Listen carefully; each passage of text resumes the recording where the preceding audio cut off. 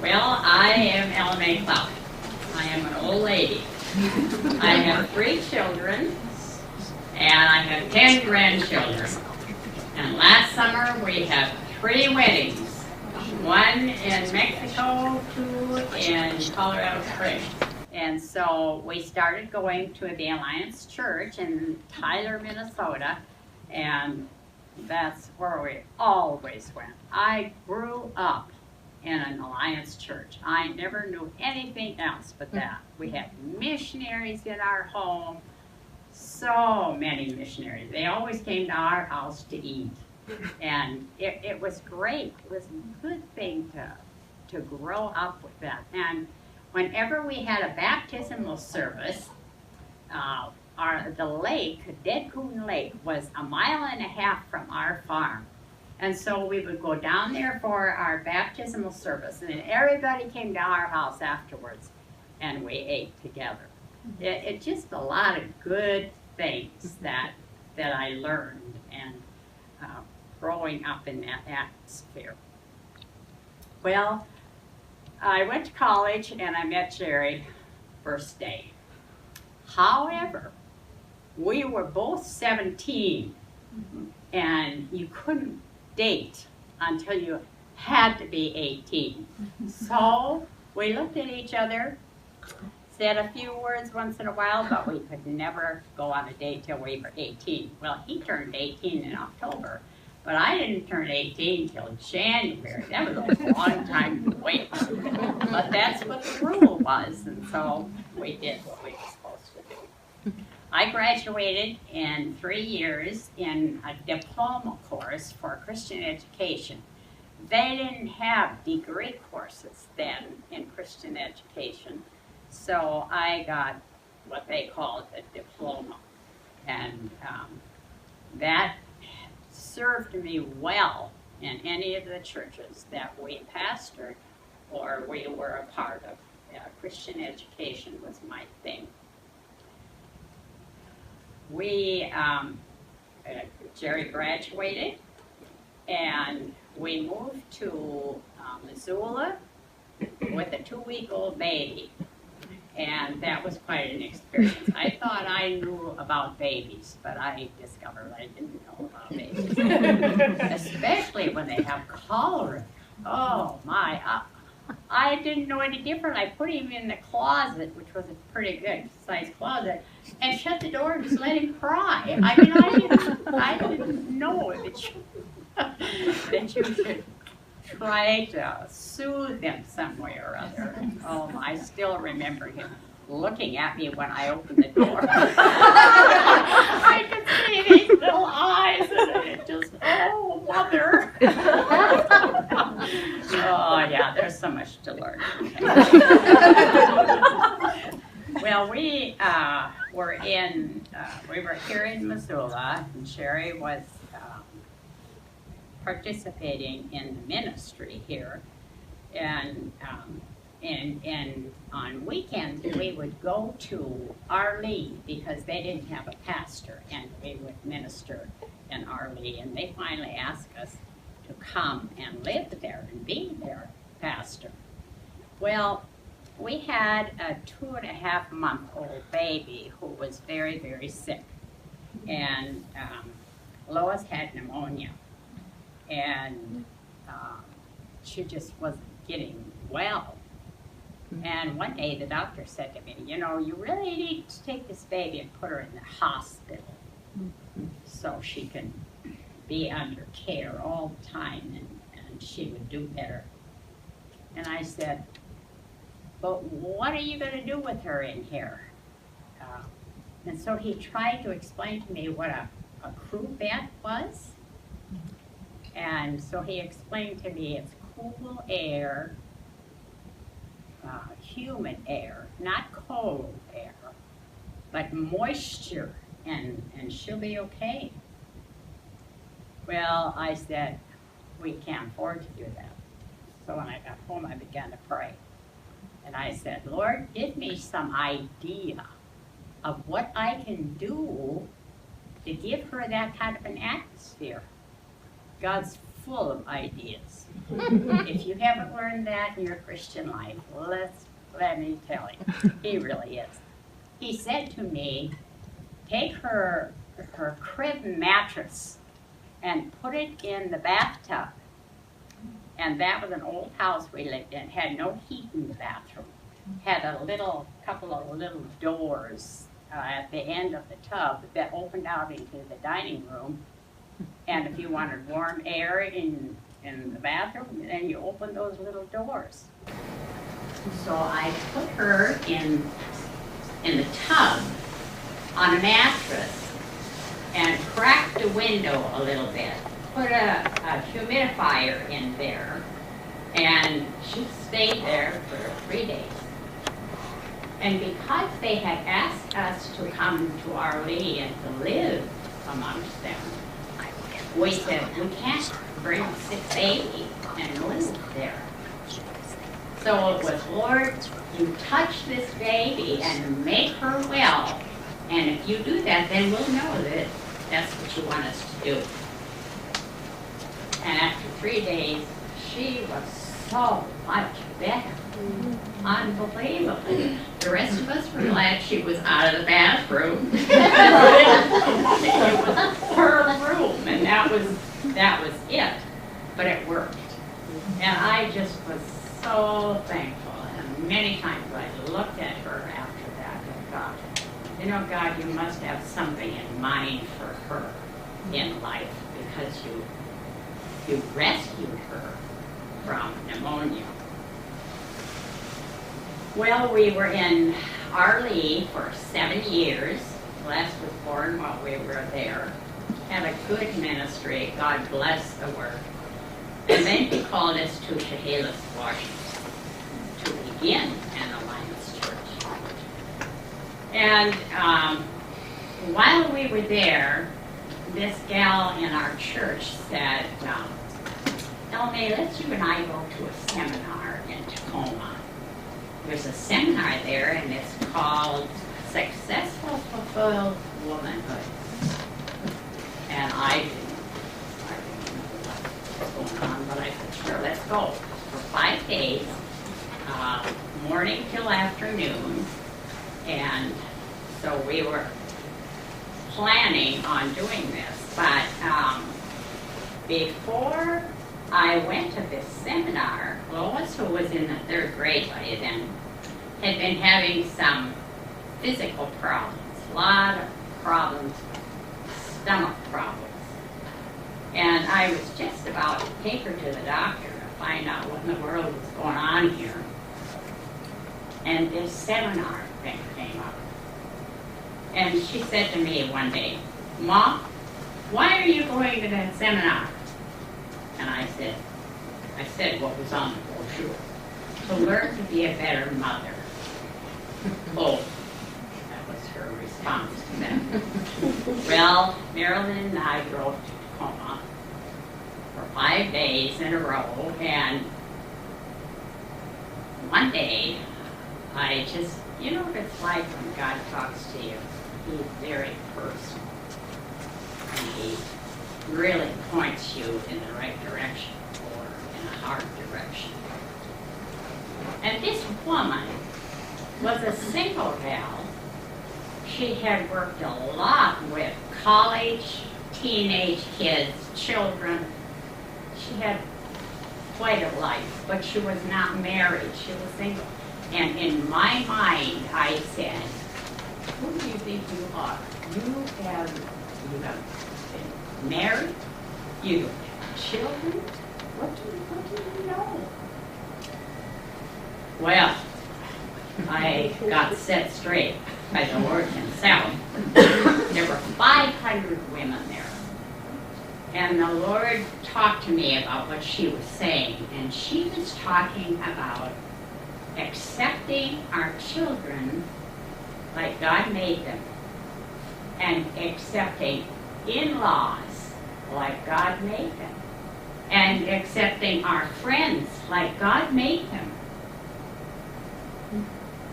And the Lord spoke to me, and he said, Elmay, you don't like Lois the way I made her.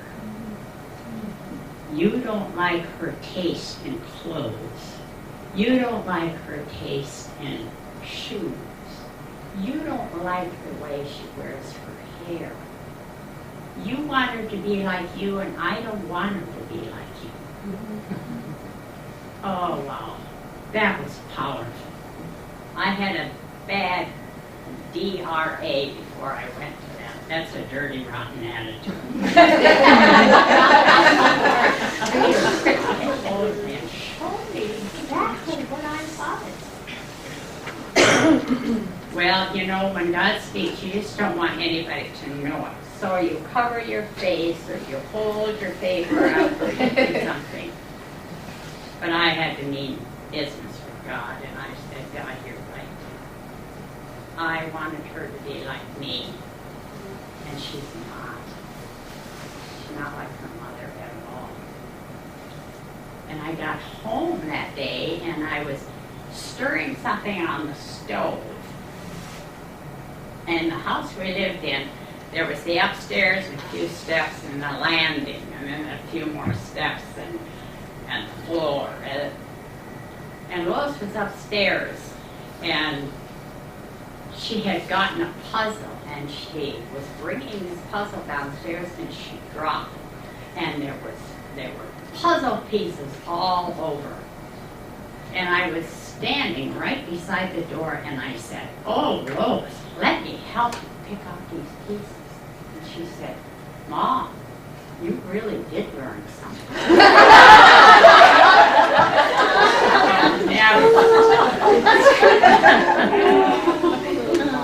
Children help a lot. And in about 2 or 3 days, her stomach problems were all over.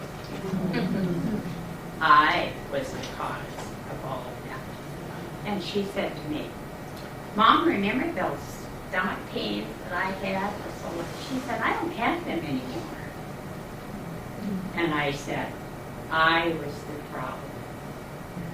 It was me. I caused that." "Oh," she said, "You did?"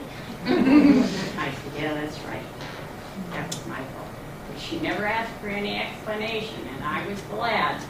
But when she got old enough to understand some of those things, I explained it to her. And I was so thankful that in the 3rd grade, God showed me what I was, and there could be some correction. I could change my ways. I never did like the fabric she put down, but I didn't make it an issue.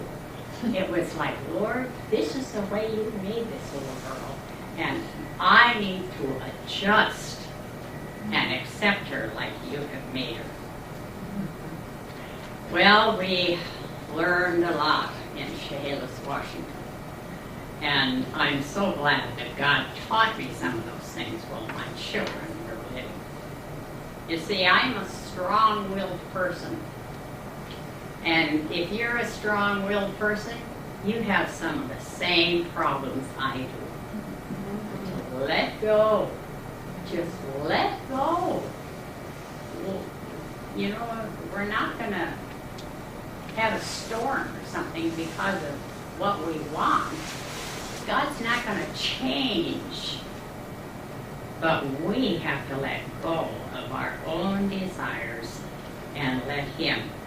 And you know, some of you know Lois. She's a very wonderful, patient, godly woman. And I look at her even to this day, and I just say, "Thanks, Lord, you gave me time to correct some of my days and ways that I had with her." Well, we were in Chehalis for a while and came back here to Missoula. The Lord showed Jerry before we left Chehalis. He said, "I want you to leave the pastorate, never the ministry, but the pastorate, and go into being a builder, working with propane." Anyway, we came back to Missoula, and it was no longer the pastorate, although he was the associate pastor here for 4 years. But when we came back here, by then our kids were, 3 kids were married and out of college, and life goes on. But I began to get sick, and I don't very often get sick. But I was not doing too well, and I went to 3 different doctors, and they none of them knew what was wrong with me. I went to 1, I went to 3, and I came back to the first one again, and he said, well, let's do it, kind of at the last thought, let's do a colonoscopy. Oh, if you've ever had them, they're wonderful. And so they did. They did a colonoscopy, and he said, oh, here's the culprit. Your whole colon is full of a tumor. He said, you have to have surgery tomorrow morning. Oh, this was in 1994. God bless you, ladies. Yeah. Been a while ago. Well, they did surgery the next morning. She's so cute. I wish we had more time. And the surgeon told me later, he said, your surgery was a lot of fun. He said, surgeries can be very monotonous, but this one wasn't. They took 13 inches of my colon, a quarter of my liver, and lymph nodes, all full of cancer. That word hadn't even been said to me. None of those doctors said anything about cancer. Well, there I lay, and the day after surgery, I said to myself, I really ought to pray and ask the Lord to heal me. So I did. And the Lord said, no. So I thought, well, I have a lot of pain medication. I'm kind of groggy. I'll wait a little longer. So I waited another day or so. And I thought, I'm going to pray more intensely. And I prayed again. And the Lord said, no.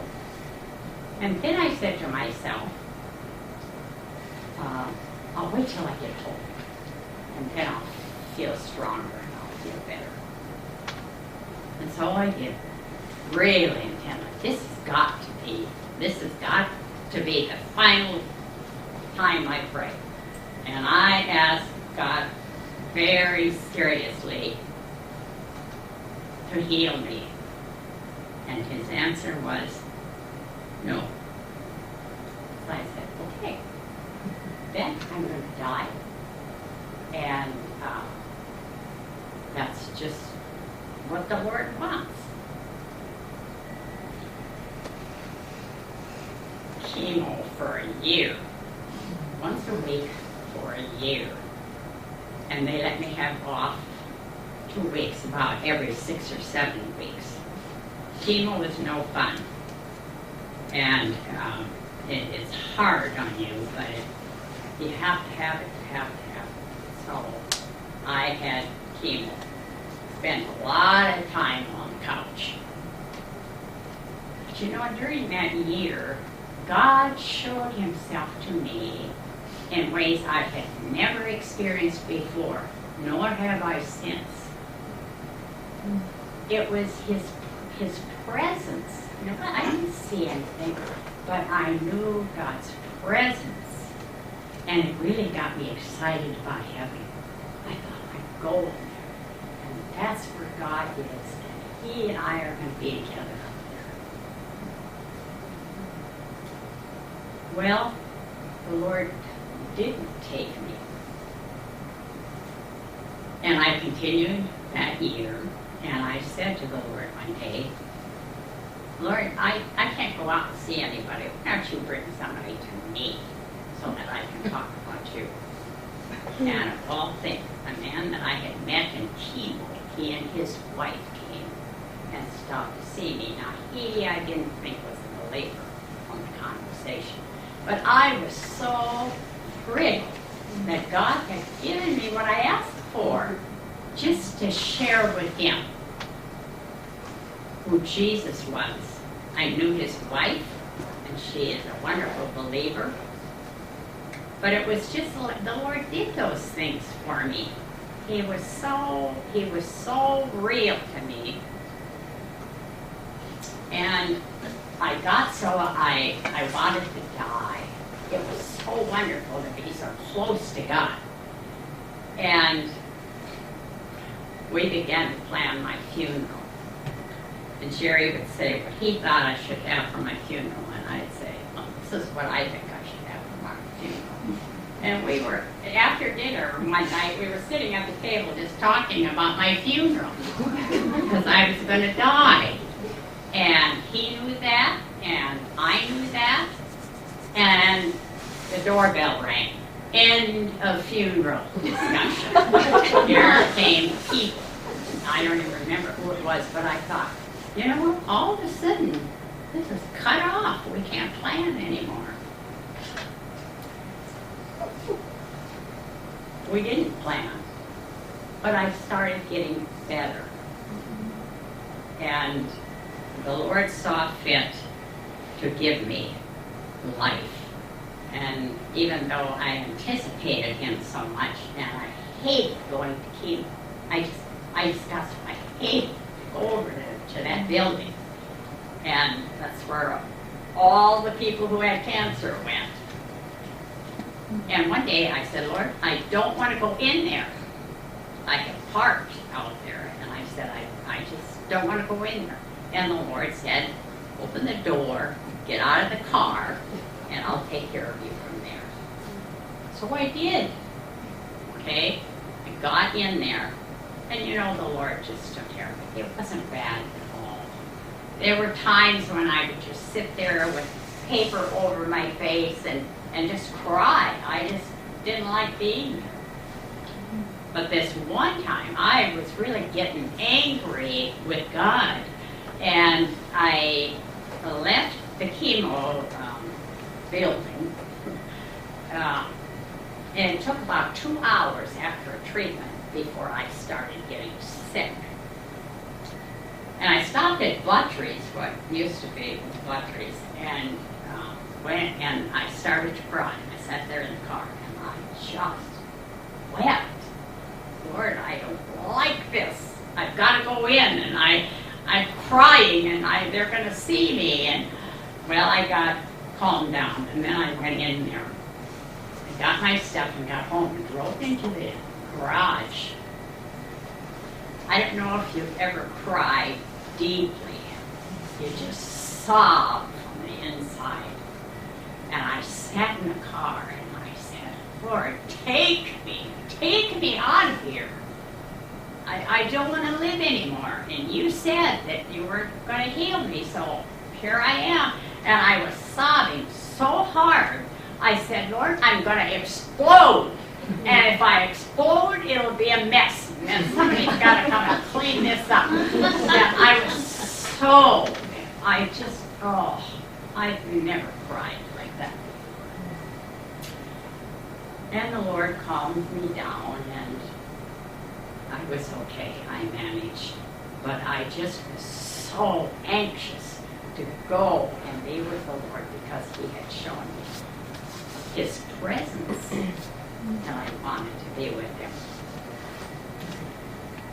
Well, time went on, and I got well, and I was so disappointed. I was only thinking of myself. I wasn't thinking of my family that I was leaving.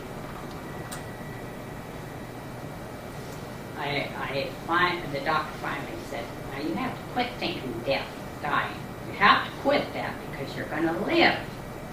We can't find any more cancer in your body. Mm-hmm. So I went home and, okay, I'm going to live. But you know, I was not happy in life at all. And one day I said, Lord, if you want me to live, then you have to give me joy in life because I do not have it.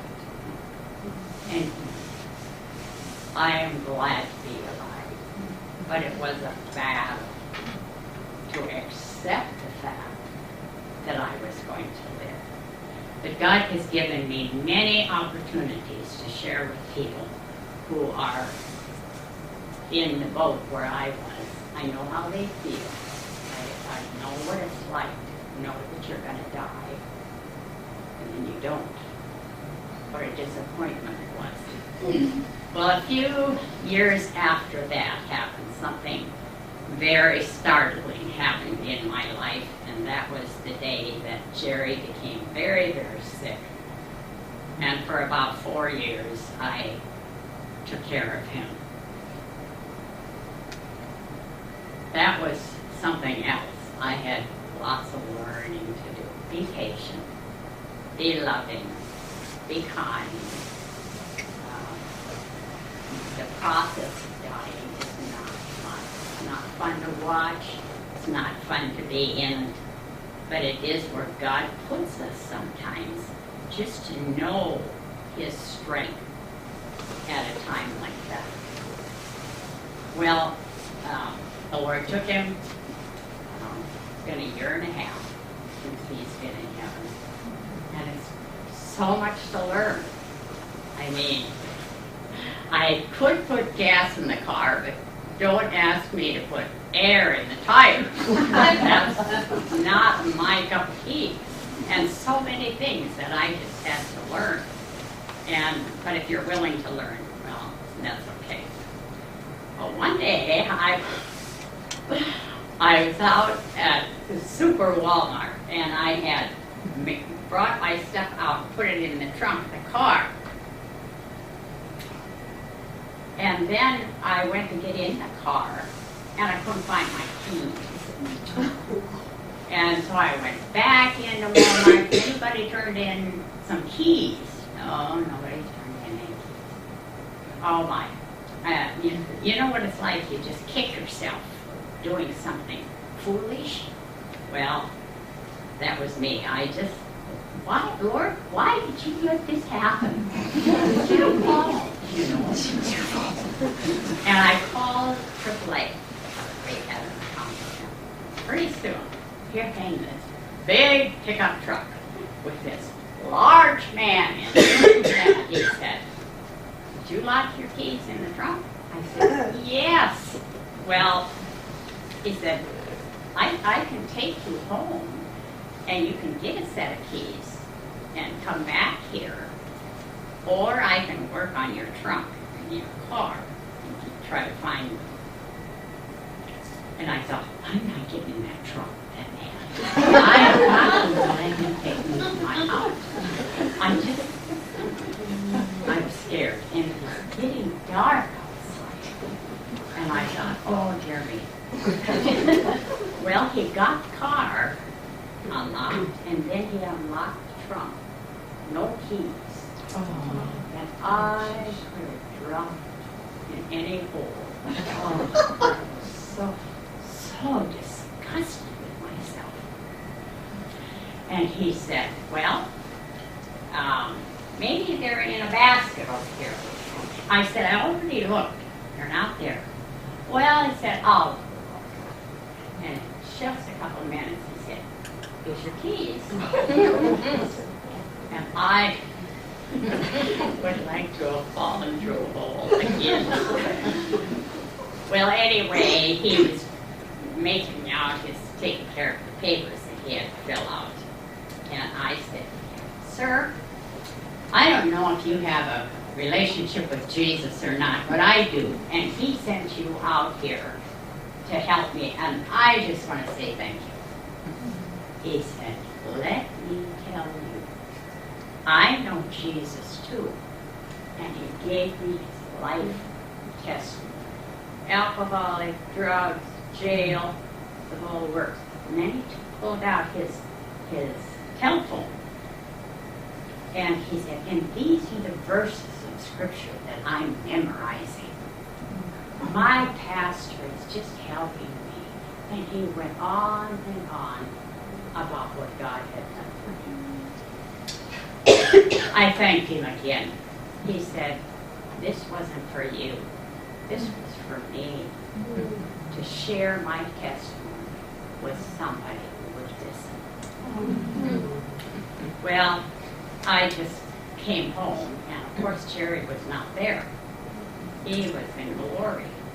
And I wanted to tell somebody. I just wanted to share something, but the house is empty, it's just me. But God understood, and I sat there and cried, rejoiced in the Lord for what He had done.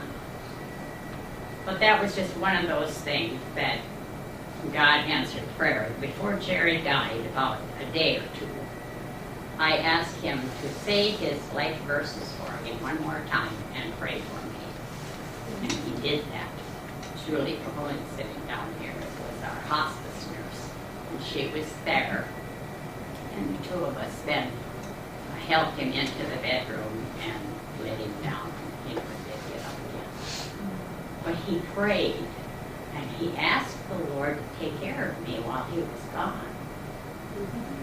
Well, that experience with keys was one of the first things that I thought, well, Jerry prayed for me, that God would take care of me. And here He did. He did tonight. God opened up opportunities for me, being a widow, that God Himself did. Only two more things I want to tell you. Jerry died in March. And a few weeks later, the neighbor man found out he had a brain tumor, and he didn't have long to live. And that brain tumor affected his choice and things. He didn't know what he wanted to eat. He didn't know where he wanted to go. He just had trouble making decisions. And Jerry and I had both tried to share the Lord with him, but he was a very religious man, and that's all he wanted. So I began to pray. Lord, you have to open up. You don't tell God to do, but I want you to do this, Lord. I need to talk to Don by himself. There was company in and out all the time. His son was here from Denver. And I just said, Lord, I need to talk to Don. And I don't know what I'm going to say. You have to tell me what to say, Lord, because I don't know what to say when you do hit the time. And he just got progressively worse. It moved quickly. Yeah, I went over to the house. The fence divides us from them. And I went over there to talk to Dan, and he was upstairs busy. And so Don was sitting in the living room by himself. And it was just like the Lord said, here you are, Ellen May, go for it. And I sat down with him and I said, Don, and he knew he was dying. I said, Don, are you going to be where Jerry is? He said, I don't know. I said, I'll tell you how he got there. He said he was sinful, he confessed his sin, and asked Jesus to come into his life. I said, do you want to say that? Yes, I do. I said, okay, you say that to God. And I bowed my head and closed my eyes, and Don said, I have sinned. Come into me. And I looked at him. I said, that's right, Don. We say we have sinned, we tell God. He forgot the middle one, though. And he got the first and last point that I made to it. I have sinned, come into me. And I looked at him and it was so exciting. I was going to leave, and he got up from his chair and he gave me the biggest hug I can still feel. It was, he never, ever got close enough to me to do that. I mean, we had lived as neighbors for 13 years. And then I knew God had done something. just a little while, there was a knock on the door. And I went to the door, and there was Mary, his wife, and their son, Dan.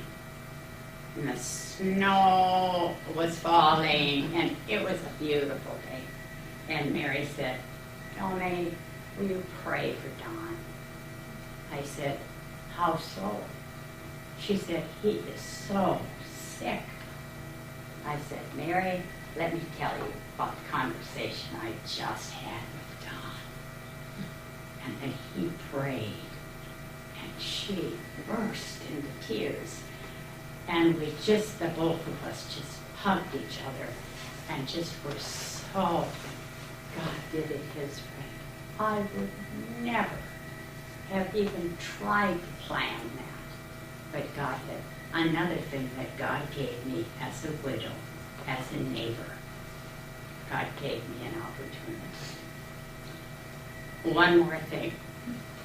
About 2 weeks ago, I had 2 drippy faucets on my outside on my house. And I couldn't get a hold of a plumber to come and fix them. I didn't know anything about drippy faucets. And finally I got somebody on the phone from this company, and he said, "Well, the next appointment will be in a month." And I said, "Oh, that's a lot of dripping."